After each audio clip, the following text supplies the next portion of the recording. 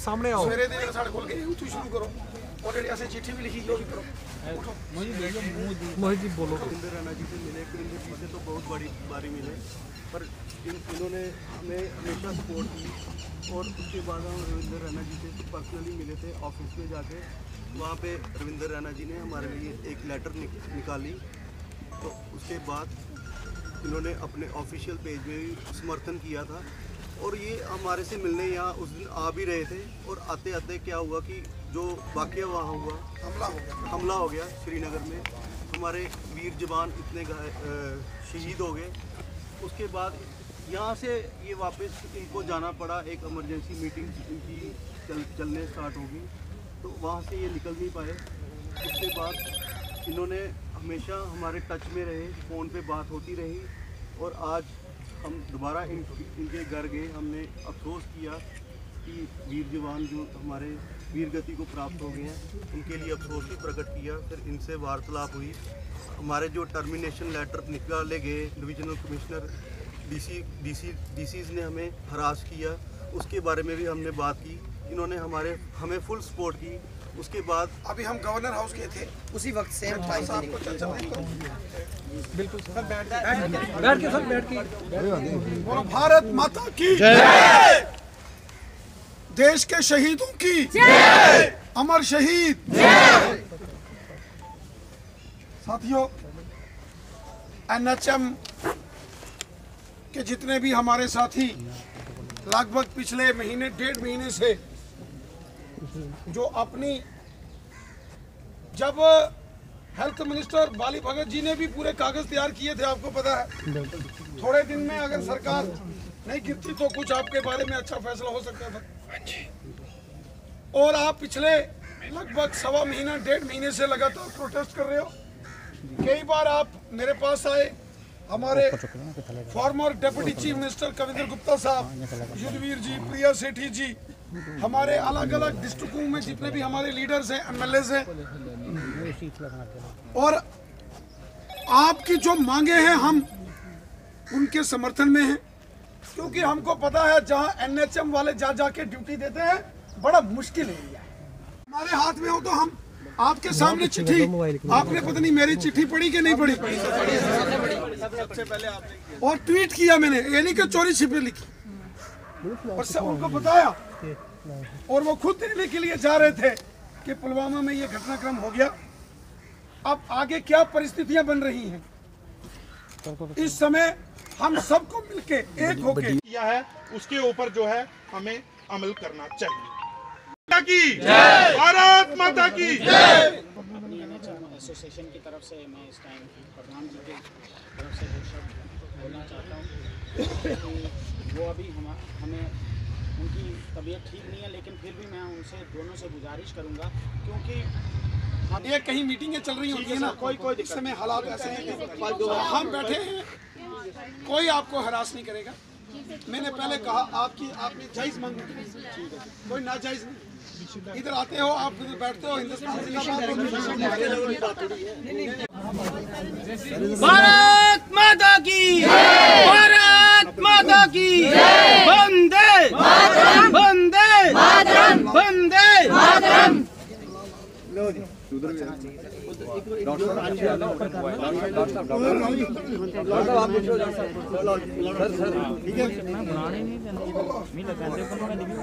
और हम आपके साथ हमने भी आपके साथ सबको पर गुजारी है।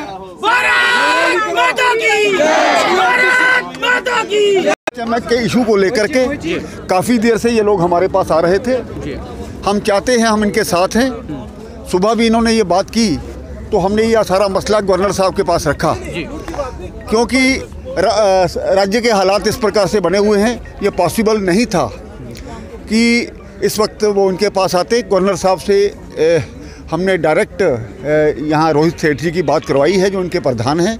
उन्होंने आश्वासन दिया है कि मार्च के फर्स्ट वीक में इनकी बातचीत इनके जो ऑफिसर बिरर्स हैं उनके साथ होगी, जो भी पॉसिबल हेल्प होगी वो करेंगे, उन्होंने आश्वासन दिया है।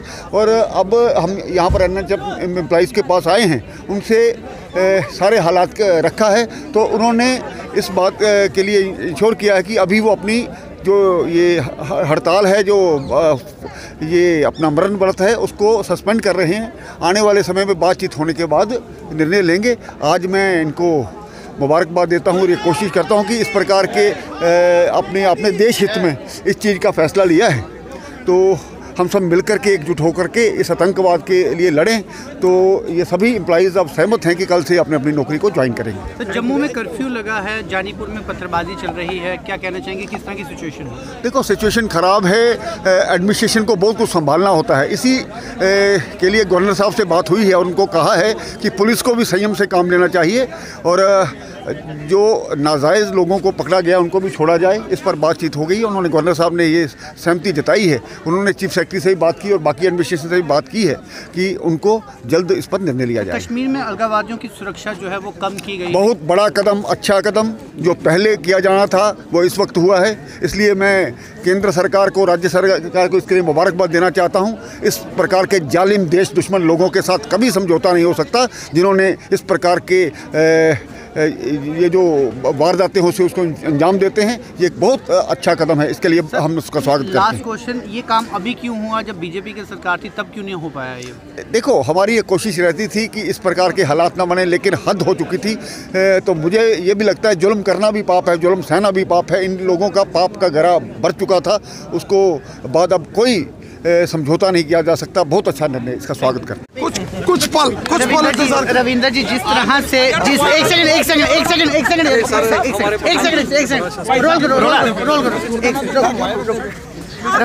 रविंदर जी जिस तरह से अलगाववादियों की सुरक्षा को कम किया गया है, क्या कहना चाहेंगे इस पर? सबसे पहले, हुर्रियत कॉन्फ्रेंस के लोग जितने भी एल की पसंद हैं, इन्होंने कश्मीर को बर्बाद किया है। कश्मीर के अंदर अगर आज दहशतगर्दी है, आतंकवाद है, उसका कारण है गिलानी, मीरवाइज मौलवी उमर फारूक, यासीन मलिक, इनके अपने, और शबीर शाह, इनके अपने बच्चे पड़े लंदन में, इनकी प्रॉपर्टियां दुबई में, यूरोप में जाके इनके अपने बच्चे वहां घूमे, और कश्मीर में ये पत्थरबाजी कराते हैं, ये बेगुनाह लोगों का कत्ल करवाते हैं। सबसे बड़े, अगर जम्मू कश्मीर की आवाम का अगर कोई दुश्मन है, ये हुर्रियत कॉन्फ्रेंस के लोग हैं। अभी इनकी सिक्योरिटी विड्रॉ की गई है। मैं तो कहता हूं इनको पकड़ के जेल में, तिहाड़ जेल और जोधपुर जेल में बंद करना चाहिए, क्योंकि कश्मीर में कत्लेआम के लिए अगर कोई जिम्मेवार है, कश्मीरियों का कोई गुनाहगार है, ये हुर्रियत वाले हैं। राजा जी, एक उमर अब्दुल्ला जी का बयान है, उन्होंने कहा दिल्ली में जो सर्वदलीय बैठक हुई थी वहां पर हमें निराशा हुई है क्योंकि वहां पर शांति की कोई बात नहीं की। इस पर आप क्या कहेंगे? तो मैं उमर अब्दुल्ला जी को बोलता हूं कि वही शांति की अपील करें। हम तो गांव-गांव, घर-घर, गली-गली, मोहल्ले-मोहल्ले जाके ये कहते हैं हमारी लड़ाई पाकिस्तान से है। ये हिंदू, मुस्लिम, सिख, ईसाई, हमारा मुल्क हर एक इंसान का मुल्क है। हमारा मुल्क शहीद भगत सिंह, सुखदेव, राजगुरु, झांसी की रानी और अशफाकुल्लाह खां का मुल्क है। अटल बिहारी वाजपेयी साहब और डॉक्टर APJ अब्दुल कलाम का मुल्क है हिंदुस्तान। हम सबको मिलके देश दुश्मन ताकतों से मुकाबला करना है। हमारी लड़ाई पाकिस्तान से है।